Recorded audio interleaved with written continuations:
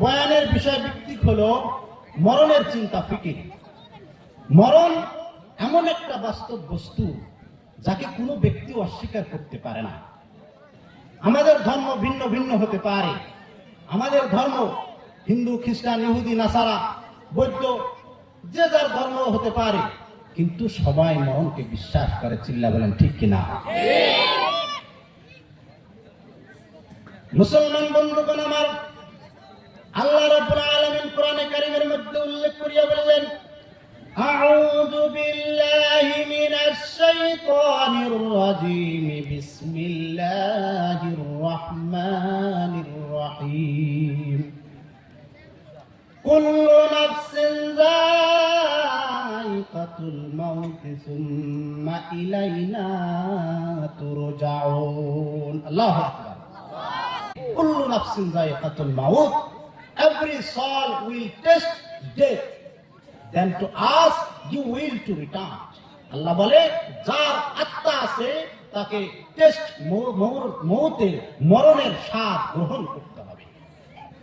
আজ মুসলমান আজ এত নির্যাতিত, অত্যাচারিত, অপদাস্ত, অপমানিত, এটার কারণ হচ্ছে মরণকে ভুলে যাওয়ার কারণে, দুনিয়াকে ভালোবাসার কারণে। শয়তান আমাদের পিছনে এত লেগে গেছে যে আমরা খারাপ কাজ করতে ভালোবাসি, অন্যায় করতে ভালোবাসি, মদ খাওয়া, জেনা করা, সুদ খাওয়া, ঘুষ খাওয়া, এই সমস্ত কাজ আমাদের খুব ভালো লাগে। চিল্লা বলেন ঠিক কিনা? একজন ব্যক্তি যদি কারো অন্যায় করে, সে বলে আল্লাহ এই এত পাপ করে, এত মানুষের ক্ষতি করে, একে কেন আল্লাহ তুমি শাস্তি দাও না, দুনিয়া থেকে কেন উঠায় নাও না? আল্লাহ রাব্বুল আলামিন বান্দাকে ডেকে বলে, বান্দারে ওয়ালাউ ইয়াখিযুল্লাহুন নাসা বিযুলমিহিম মা তারাকা আলাইহা মিন দাব্বা ওয়ালাকিন ইউআখিরুহুম ইলা আজালিন মুসাম্মা। আল্লাহ রাব্বুল আলামিন বলে, আমি আল্লাহ পাক যদি বান্দার গুনাহের জন্য, বান্দার অপকর্মের জন্য, পাপ কর্মের জন্য যদি আমি আল্লাহ পাক পাকড়াও করতাম, তাহলে পৃথিবীর মধ্যে কোনো প্রাণীকে আমি আল্লাহ পাক ছেড়ে দিতাম না। ওয়ালাকিন ইয়াখিরুহুম ইলা আজালিন মুসাম্মা, কিন্তু আমি আল্লাহ পাক একটা নির্দিষ্ট সময় পর্যন্ত অবকাশ দিয়ে থেকে। চিল্লা বলেন সুবহানাল্লাহ। মুসলমান বন্ধুগণ আমার, এই আয়াতের মধ্যে আল্লাহ রাব্বুল আলামিন স্পষ্টভাবে জানিয়ে দিলেন, বান্দারে তোমরা এত পাপ করো, এত অন্যায় করো, ব্যভিচার করো, হত্যা করো, চুরি করো, ডাকাতি করো, জেনা করো এবং সুদ খাও, ঘুষ খাও, এত অন্যায় করো, এত অন্যায় করার পরে আমি আল্লাহ পাক শাস্তি দেই না। আমি আল্লাহ পাক যদি তোমাদেরকে শাস্তি দেই, তাহলে তোমাদের সাথে সাথে নিষ্পাপ প্রাণীগুলো ধ্বংস হয়ে যাইতো। কিন্তু আমি আল্লাহ পাক এমন রহমান, এমন রহিম, তুমি পাপ করার পরেও আমি আল্লাহ পাক তোমাকে দ্বিতীয়বারের নতুন সুযোগ দেই। চিল্লা বলেন সুবহানাল্লাহ। আমাদের মধ্যে ভুল করলে মাতব্বরের কাছে, জামানের কাছে যায়, বিচার চাই, সঙ্গে সঙ্গে তার বিচার করা হয়, ঠিক না? যদি কেউ কারো ক্ষতি করে, তার জরিমানা নেওয়া হয়। যদি জরিমানা দিতে না রাজি হয়, তাহলে কোর্ট কাছারিতে যায়। কথা কি ভুল বললাম? কিন্তু আমার আল্লাহ, আমার রহমান এমন কথা করেন না।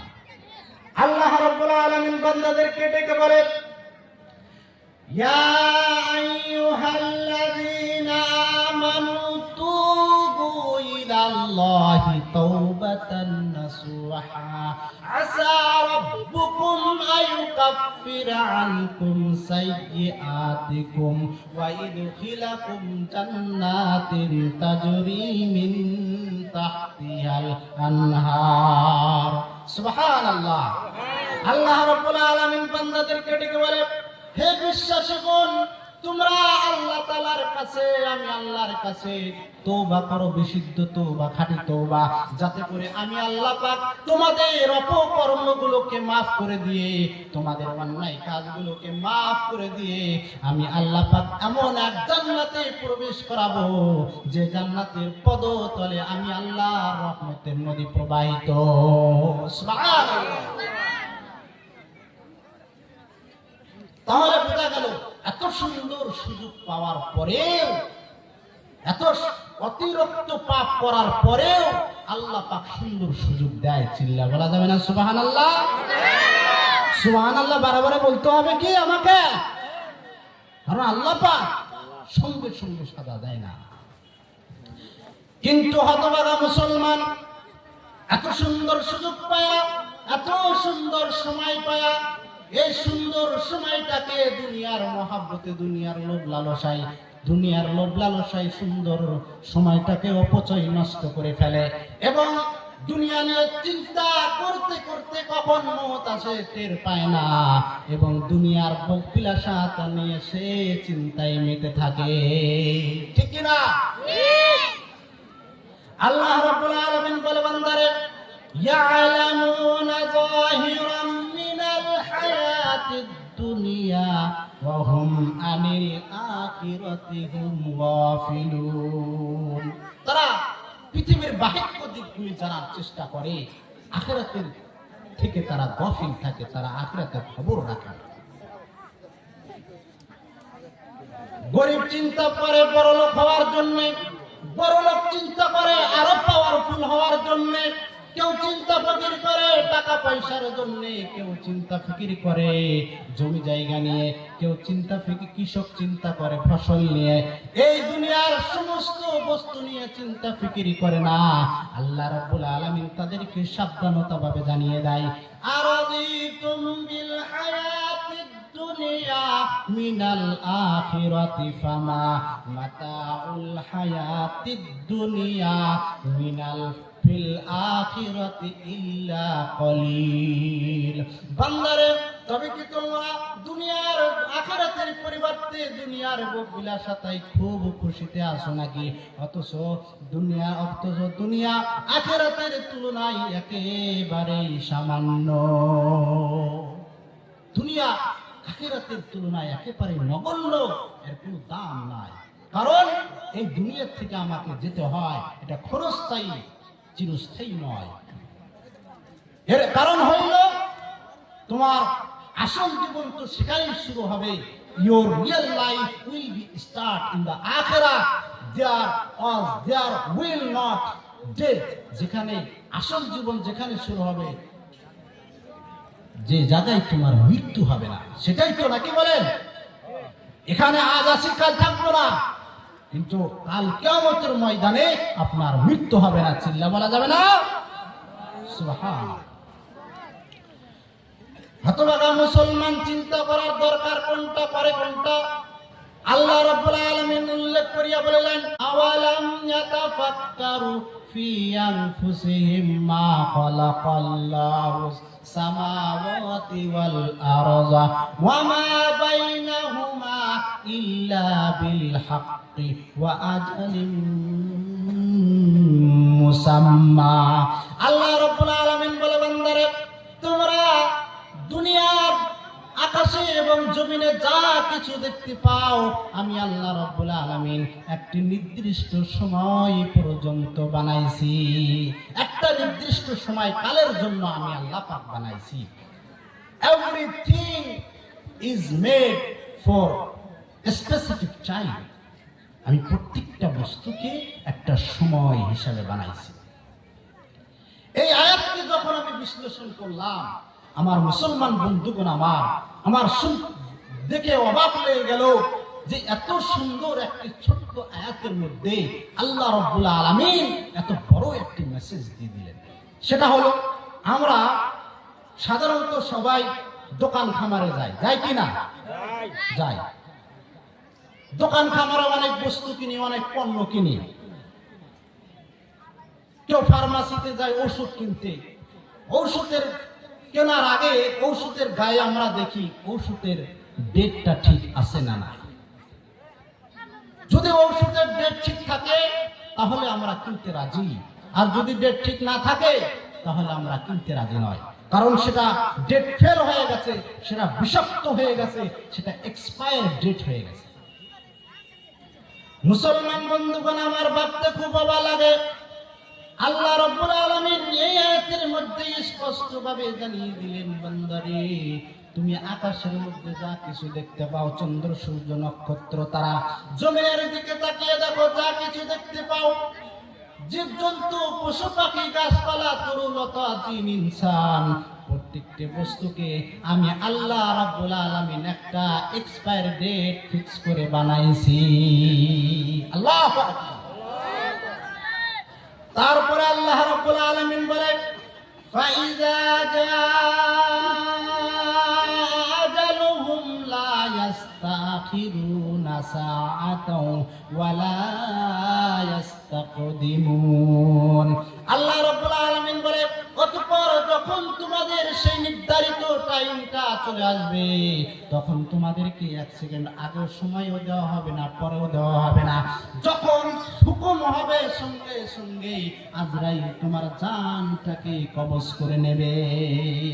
আল্লাহ রাব্বুল আলামিন বান্দাদেরকে ডেকে বলেন, বান্দারে আমি আল্লাহ রাব্বুল আলামিন তোমাদেরকে জানিয়ে দিচ্ছি, যখন তোমাদের ওই মৃত্যু নামক এক্সপায়ারি ডেট শেষ হয়ে যায়, তখন আমি আল্লাহ রাব্বুল আলামিন আজরাইলকে হুকুম করি, আজরাইল তুমি যাও, অমুক এক বান্দার জান সময় শেষ হয়ে গেছে, তার ডেট ফিক্স হয়ে গেছে, শেষ হয়ে গেছে, এক্সপায়ারি ডেট হয়ে গেছে, তুমি যাও যে তার জানটাকে কবজ করে নাও।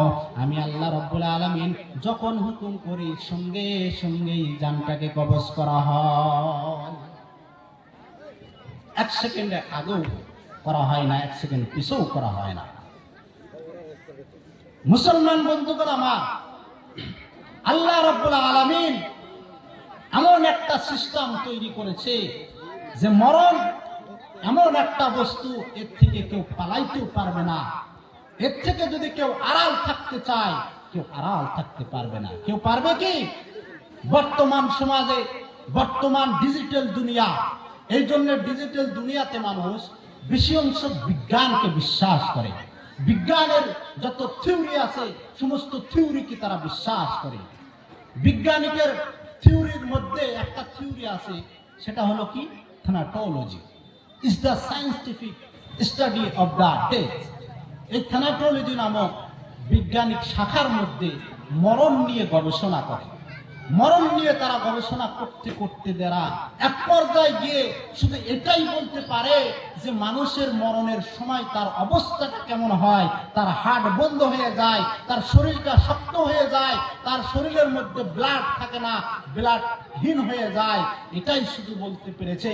কিন্তু খোদার কসম করে বলি, তারা আজ পর্যন্ত তারা বলতে পারেনি যে মরণ থেকে কেমনে আটকাইতে পারবে, মরণ থেকে কেমনে বাঁচাইতে পারবে। চিল্লা বলেন আল্লাহু আকবার।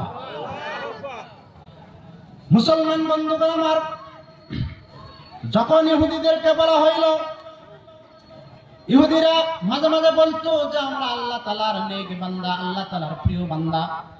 আল্লাহ রাব্বুল আলামিন আল্লাহর নবীকে জানিয়ে দিলেন, ইয়া রাসূলুল্লাহ তুমি আমার ওই বান্দাদেরকে বলে দাও, যারা আমার প্রিয় বান্দা, যারা আমার নেককার বান্দা, তাদেরকে বলে দাও, ইহুদিদেরকে বলে দাও, তারা যদি আমার প্রিয় বান্দা হয়, আমার প্রিয় মাহবুব বান্দা হয়, তাহলে তাদেরকে বলে দাও তারা মৃত্যু কামনা করুক আমি আল্লাহর সাথে সাক্ষাৎ করার জন্য।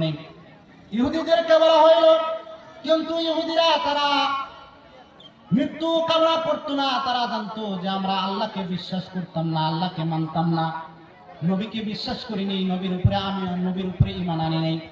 এই জন্যই তারা মৃত্যু থেকে পালাইতো, মৃত্যু থেকে লুকানোর চেষ্টা করত। আল্লাহ রাব্বুল আলামিন কোরআনে কারীমের মধ্যে জানিয়ে দিলেন, কুল ইন্নাল মাউতাল্লাযীনা তাফিরুনা মিনহু ফাইন্নাহু মুলাকীকুম সুম্মা তুরাদ্দুনা ইলা আলিমিল গায়বি ওয়াশ শাহাদাতি ফায়ুনাব্বিউকুম বিমা কুনতুম তা'লামুন। আল্লাহ রাব্বুল আলামিন নবীকে জানিয়ে দিলেন, হে নবী তুমি আমার ওই বান্দাদেরকে বলে দাও যারা মৃত্যু থেকে পলায়ন করে, মৃত্যু থেকে পালানোর চেষ্টা করে, বলে দাও তাদেরকে বলা হইল যে মৃত্যু তোমাদের মুখোমুখি হবে, মৃত্যু তোমাদেরকে পাকড়াও করিবে, এমন এক আল্লাহর কাছে নিয়ে যাবে যে আল্লাহ রব্বুল আলামিন আলিমুল গায়ব, এবং তোমাদের দুনিয়াতে যা কর্ম করেছো সব কর্মগুলোকে আল্লাহ রব্বুল আলামিন খুলে খুলে বর্ণনা করে দেবে। তাই আল্লাহ রব্বুল আলামিন অন্যত্র বলেন, আইনামা তাকুনু ইদরিকুমুল মাউতু ওয়ালাউ কুনতুম ফি বুরুজিম মুশাইয়াদা। আল্লাহ রাব্বুল আলামিন বান্দাদেরকে ডেকে বলে, বান্দারে তোমরা যেখানেই থাকো না কেন মৃত্যু তোমাদেরকে পাকড়াও করিবে, যদি তোমরা মজবুত ভবনের মধ্যে সিন্ধুকের মধ্যে লুকায়া থাকো না কেন। ফি বুরুজিম মুশাইয়াদা, যদি তোমরা বড় সিন্ধুক বানায়া একটা গ্লাস দিয়ে যদি তোমরা একটা ঘর বানাও, যেখানে কোনো আবহাওয়া, যেখানে কোনো অক্সিজেন, যেখানে কোনো কীট পতঙ্গ পৌঁছাতে পারবে না, সেখানেও যদি তুমি লুকায়া থাকো, আল্লাহ রাব্বুল বলে সেখানে গিয়ে তোমার জানটাকে কবজ করা হবে। Never ever anyone can hide for death. কোনো মানুষ, কোনো ব্যক্তি, কোনো প্রাণী মৌতের হাত থেকে পালানোর চেষ্টা করলেও পারবে না। আল্লাহ রাব্বুল আলামিন আমাদের সকলকে মরণের চিন্তা ফিকির আনার তৌফিক দান করুক। সকলে বলে আমিন।